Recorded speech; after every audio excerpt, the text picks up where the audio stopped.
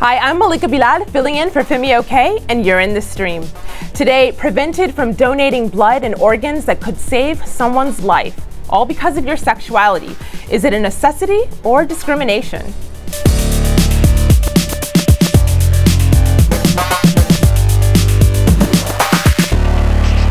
Our digital producer, Dan Ming, is here looking out for your live feedback. Dan, I know that online there are lots of opinions about this. There's opinions on both sides about who should be able to donate blood or organs. We have a tweet here from Aaron. He says, the last time I checked, IDs only had donor on them, not gay donor. This is dumb, clear case of discrimination. So what do you think? Should there be restrictions on who can donate blood, organs, and tissue? And if so, what should those restrictions be? Tweet me with the hashtag AJStream. Now, if you have a story you'd like to see us discuss on the stream, you can let us know. Go to Google+, tell us about your idea, and it could end up in the stream. Now, there are lots of hot stories out there. Here are just a few of the ones we're watching.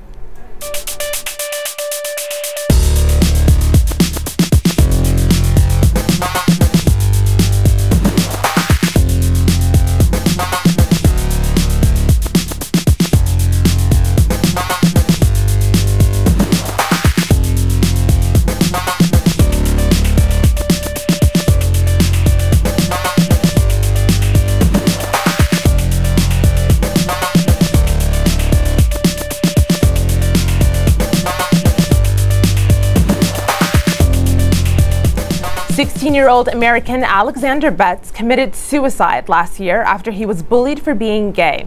But before his death, he requested his organs be donated. Although some of Betts' organs, like his heart, lungs, and kidneys, were given to those in need, his mother recently discovered his eyes were discarded because of his sexual orientation. The U.S. Food and Drug Administration's guidelines state that tissue, which includes eyes, from gay men carries a higher risk of sexually transmitted diseases, including HIV and AIDS. Any man who has had sex with another man within the last 5 years is immediately ineligible.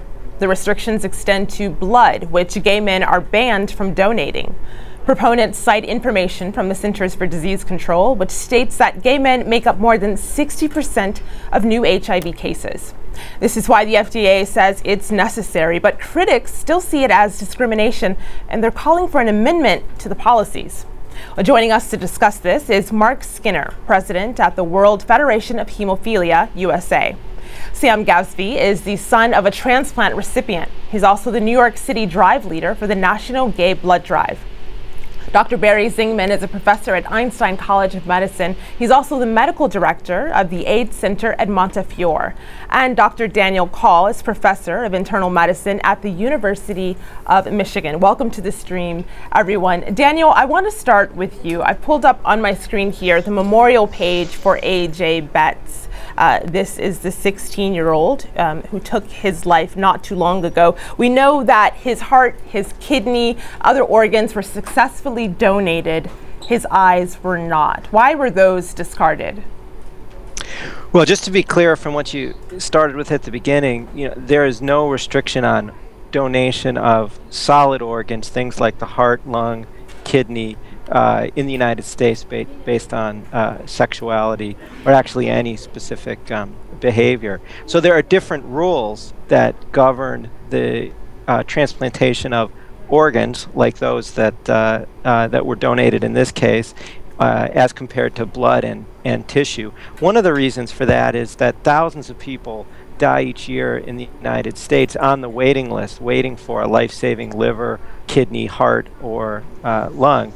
At the same time, we don't see people dying waiting for blood products and some of the other tissues that may be used. So I think that's part of the reason. Another big part is that the FDA actually doesn't regulate those solid organs that I just discussed, but does regulate blood and other tissues.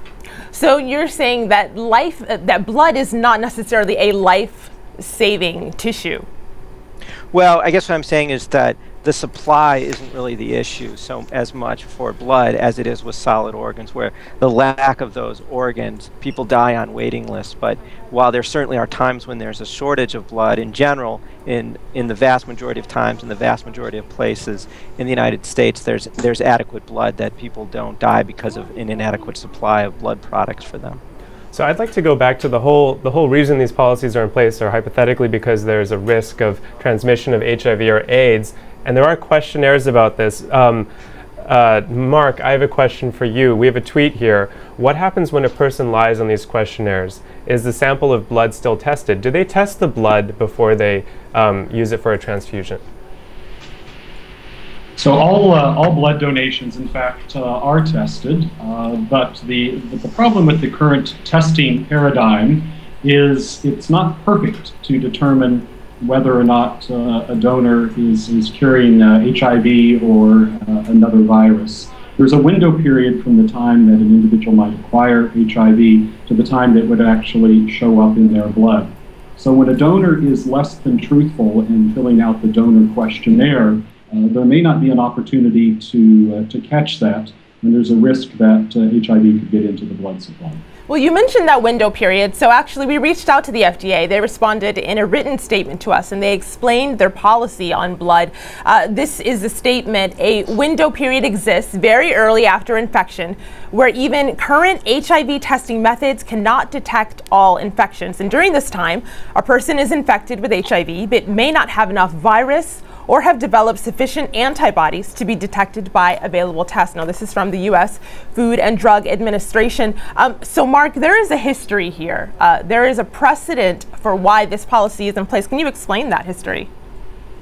Sure. In the 1980s, over half of the 17,000 individuals living with hemophilia in the country, and over 80% of those living with severe hemophilia, contracted HIV from contamination of the blood supply. I am, in fact, one of those individuals that suffered those consequences. Hemophilia is a rare congenital blood disorder where we are dependent upon blood and blood-based products for our survival and our health. And at that time, it was a great public tragedy. And through the reforms that occurred since that time, a number of safety and precautionary measures were put in place to protect the public health, including the ban on blood from individuals, men who had sex with another man. Well, Barry, since that time. Barry, based on the history that Mark was just explaining to us, what are your thoughts on the deferral? Yeah, I was taking care of patients in the early 80s before there was a diagnosis for this illness and before there was a test. And back then, it was very reasonable to exclude high-risk people. But what we've seen in the last 30 years has been an incredible advance in the testing techniques that we have. And nobody goes missed with HIV for long. And so the issue, I think, here is that gay men or men who've had sex with men have a lifetime deferral, even if they had sex with somebody 20 years ago. It's not at all. There's no caveat for it being more recent. The tests that we can do on blood to screen are highly accurate within a few weeks. So then, Barry, then what do you think? You know, I read this FDA statement. What are your thoughts when you hear that? It is definitely correct that there is a window period before the tests become positive. But that window period is generally 2 to 3 weeks, and in rare cases, it's 3 to 4 months. Rare cases, it is reportable virtually never more than 3 to 4 months. Also, there's significant inconsistency at the federal level between guidelines now. A man who's had sex with a man 10 years ago can still donate blood because we perceive that there might be a risk. However, federal guidelines now state that after you've been exposed to somebody with HIV, you only need to be tested for 4 months. That with modern testing, you only need to be tested for 4 months. After that period, you're considered to be HIV negative. You can go back to nursing, having children, having unprotected sex. 4 months is the federal guideline that was just updated last year. All right, Barry, I'd like I to... wonder if you should jump in. Just one second, Mark. I'd like to get Sam in the conversation. So Sam, I have a video comment. I'd like to play it for you and then have you respond to it. Take a listen. In 2012, I was teaching a summer course at Indiana University. I saw a bloodmobile on campus and decided to try to donate blood, even though I knew that as a gay man, my blood would not be accepted. I tried to use it as an opportunity to protest. The university police were summoned, and rather than upholding the university policy on non-discrimination, they decided to arrest me and charge me with disorderly conduct. I eventually paid a fine of $100 and some court fees.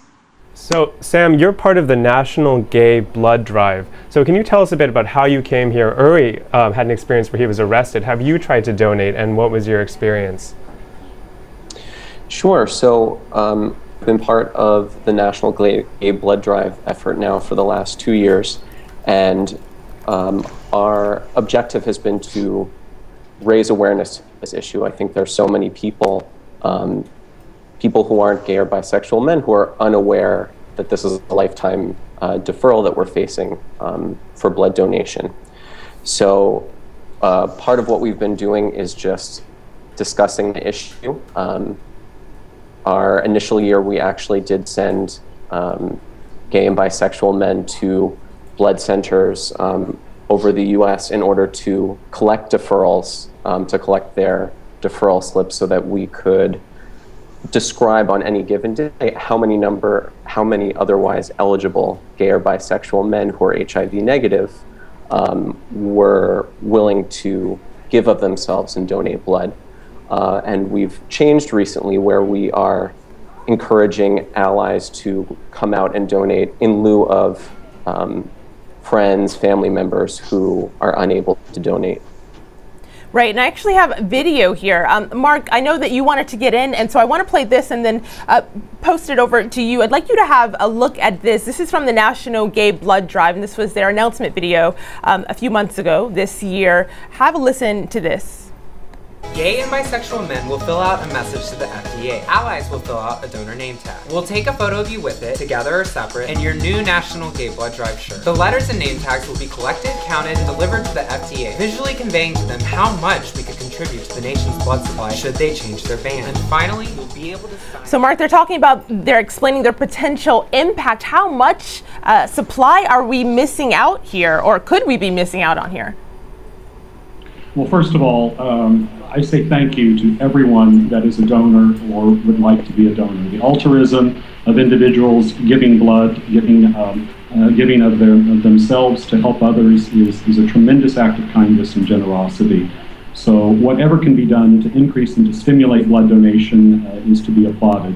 I'm well aware of the campaign. I think it's an exceptional campaign to raise awareness within the general population. And I think it's important at this time. The precautionary measures that were put in place in the 1990s are certainly just that. They're precautionary. And as the evidence and the scientific knowledge builds, that it's entirely appropriate to review the policy of the MSM blood donor deferral. So we're actually quite pleased that the FDA is taking up this issue, and we see it as an opportunity to actually improve a number of features in blood safety that in fact are suboptimal.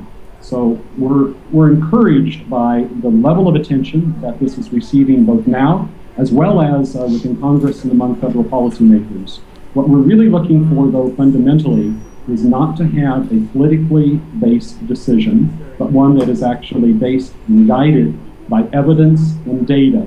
And to that point, if I have a second, I'd like to come back to just correct what I think, or at least amplify on what was said before. Go forward. There was data that was published by the Centers for Disease Control around the end of 2012, which does clearly indicate that HIV infections are in fact on the rise in the MSM population. That an individual, a man who has sex with another man, is in fact 44 times more likely to have a new infection and than others in the population. And the startling statistic to me is that 63% of those 18 to 26 years old aren't aware of their HIV status when they later test positive. And this is a high target population for blood donors. So the I think that data. Barry, you want to contest that? I mean, I think that data is accurate and important, but not relevant to the issue that we're discussing. The only thing that's relevant to the issue we're discussing is how accurate the tests are to screen the blood or donors or donor organs. That's what matters. And in fact, it's not about being a man who has sex with a man. Right now, a man who has had sex with a man, and let me just start again by saying, I mean, I don't come at this as being an activist. I come at this as being a doctor who takes care of patients and counsels people, and think that we should be right scientifically as well, just as you said. We should be right scientifically. Right now, the policy defers a man who had sex 10 years ago with an unknown partner who was a male, but somebody else who had sex with a known HIV positive person of the other sex a year and a half ago now can donate. So you're saying there are contradictions to this policy? That's right. So you could have sex with you could be a woman having sex with a male partner who is known to be HIV positive a year and a half ago, and because it's over a year, you can donate. But you could be a man. Those are the current. All right. Those are the rules. There are inconsistencies. Go for it, Mark. Okay, well, so I agree absolutely that there's inconsistencies in the policy, but the blood donor deferral policies are in fact based on epidemiology and the ultimate risk. So when you look at the volume or the potential for winter period donations, and you look at what the HIV infection rates are in the different populations, then the statistical risk is what makes the difference in the ultimate calculation. So while it might not make sense on its surface, if you look actually into the science of epidemiology, which is a science of discrimination at the population level, then the numbers start telling a very different story. All right, I have a Facebook comment. I'd like to bring Daniel back into the conversation. So here it is. Helly writes in, it seems like discrimination to me. A lot of straight people have sexually transmitted diseases as well, and not all gay men are promiscuous. Some are in monogamous relationships and shouldn't be subject to such prejudice. So Daniel, do you think that this is true? It's more about behavior than orientation. And if so, should the questions on these questionnaires before people donate, should they be more specific to behavior? What do you think? Absolutely. I just want to emphasize that what we're concerned about here is simply recent infection, not whether you were ever infected, not what happened 20 years ago. And as has been said already, the all blood and all tissue donors for tissue and organ, it's all tested. And it's virtually all tested by at least 2 different methods. And it is extraordinarily unlikely that someone who has had HIV or hepatitis B or hepatitis C for a prolonged period of time would be negative in those tests. And those tests, we're going to know about those donors. So all we're concerned about is recent infection. And we want to decide, we want to identify with risk factors, as Mark was saying, who's at risk for recent infection. And that would be based on what you're doing, and that might be using intravenous drugs, that might be working as a commercial sex worker, that might be having sex with another man if you're a man.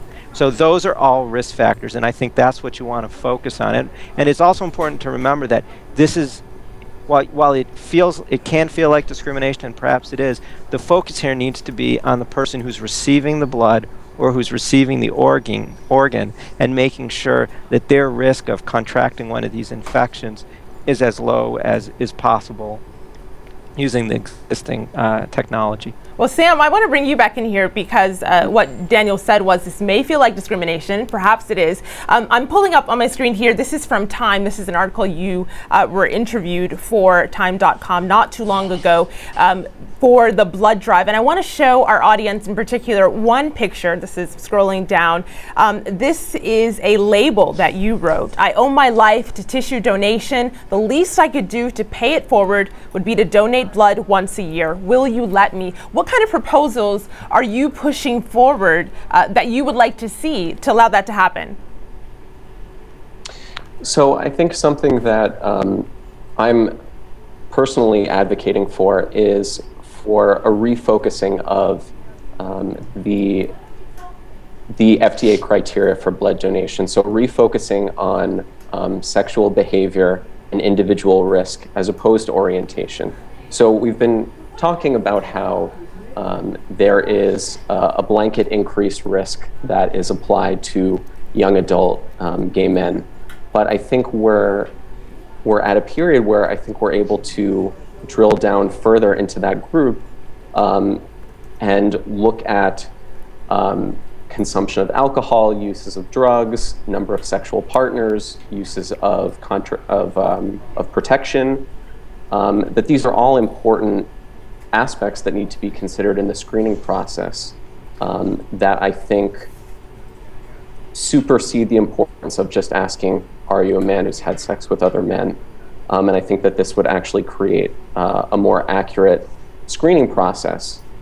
And then this would allow people, gay men like myself, who are safe and who take care of themselves, to perform this civic duty. So Sam, I want to read you a couple of tweets and then ask you to respond to them. The HBD tweets in, the FDA's primary responsibility with regard to blood is to assure the safety of patients who receive these life-saving products. And then he follows that up with, a history of male-to-male sex is associated with an increased risk for exposure to and transmission of certain infectious diseases. Sam, when you see something like that, I know that some policies have changed in other countries. Do you think it's good that it's taking so long? There are so many layers of review for this policy that it hasn't changed yet. What do you think? Absolutely. I think review is a very important aspect of medical policy. And I think something that I'm really glad about is that we're simply having this conversation, that we're having this dialogue. And this is also going on at the federal level, that this dialogue is taking place about potentially altering this policy. So I certainly don't advocate for any rash changes in policy, but I would push for us to be moving in that direction. Well, Mark, bringing you back in here, you mentioned that the FDA is looking into this. What is the ideal in your view? Yeah, so I think one of the things that's interesting about our conversation is I think perhaps we have more in common than we actually disagree about here. I think we all want an evidence-based decision. It seems like we all recognize that the current system has suboptimal aspects, and we ought to do what we can to continue to ensure the safety of the blood supply and reduce discrimination where possible at the same time. So the FDA in 2010 actually held a federal advisory committee meeting. That was the last time they did a federal review. And part of that, and I had the privilege of testifying at that meeting on behalf of blood users, blood recipients, plasma users like myself, to present a research agenda that we felt was essential for the government to complete before they actually review the policy. And what was number one on that list? I hate to cut you off, but we are running out of time, but I'm interested in that proposal. What was number one? Okay, so probably the most important one on the list, which is the last study to be completed, actually is a donor questionnaire looking at gay men that would be entered or re-entered into the blood system and how they would understand a behavioral-based questionnaire asking sexual practices, and then actually testing their blood to see the veracity of those answers and how they correlate, to see if we could develop a questionnaire that would be reliable and predictable and usable. There's other studies, but that's probably the most important one, and the results will be done sometime in the fourth quarter, and I expect that the FDA will be taking this up again late in the year or early next year. And we'll be looking forward to those. Yeah, we'll have to pause the conversation there, Barry. I'm going to get you in the post show, I promise. No, unfortunately, that's all the time we have for the main show. I have just enough time to tell you about the next show. It's been a tumultuous 3 years since Libyan leader Muammar Gaddafi was removed from power, and now some say a proxy war is being fought. Is Libya on the brink of a full-blown civil war? We'll discuss on Monday, but stay with us. This heated post show is next at stream.aljazeera.com. Until then, we'll see you online.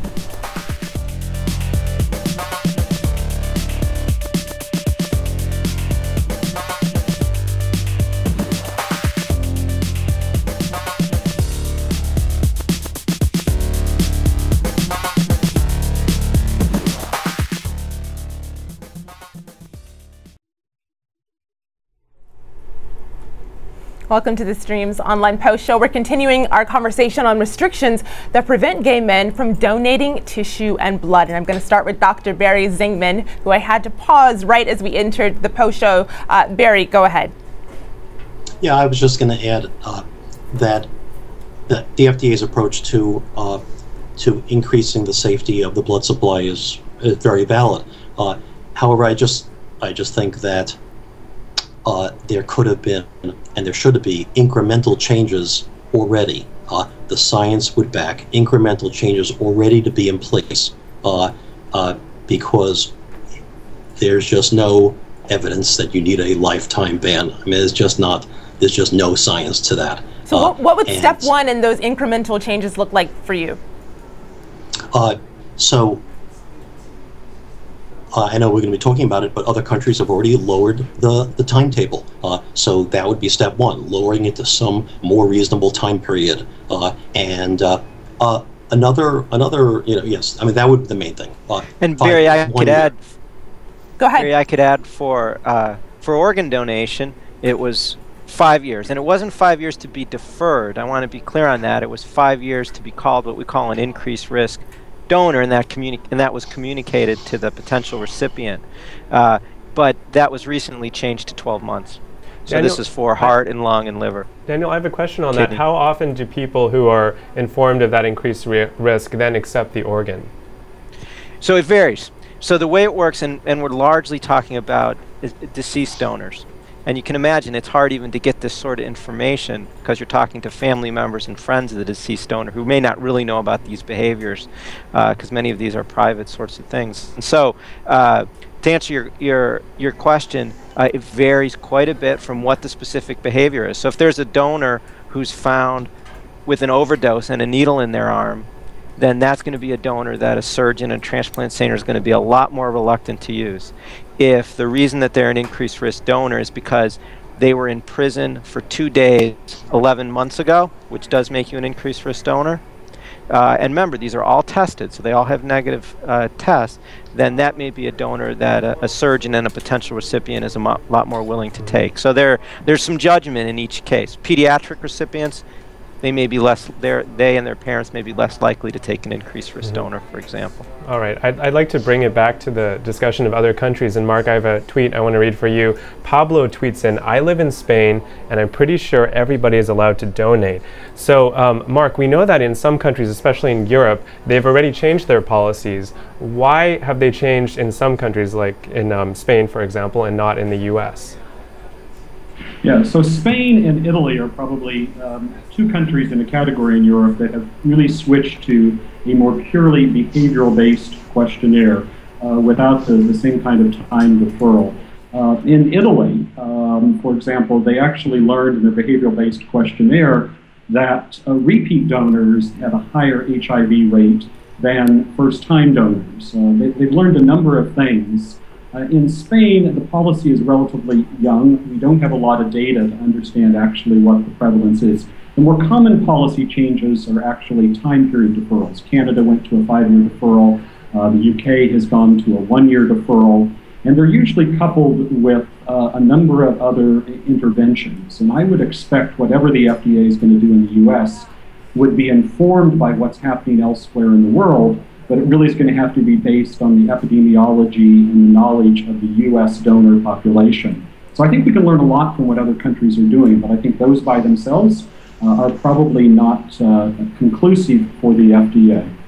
Well, Sam, in moving this forward, I pulled up on my screen here a petition, because that was one way that organizers behind the National Gay Blood Drive that we mentioned earlier thought to move it forward. Unfortunately, this petition, the whitehouse.org website says, failed to meet the signature threshold of getting 100,000 signatures, and so it did not go anywhere. Do you think that that is indicative of public opinion or lack of knowledge?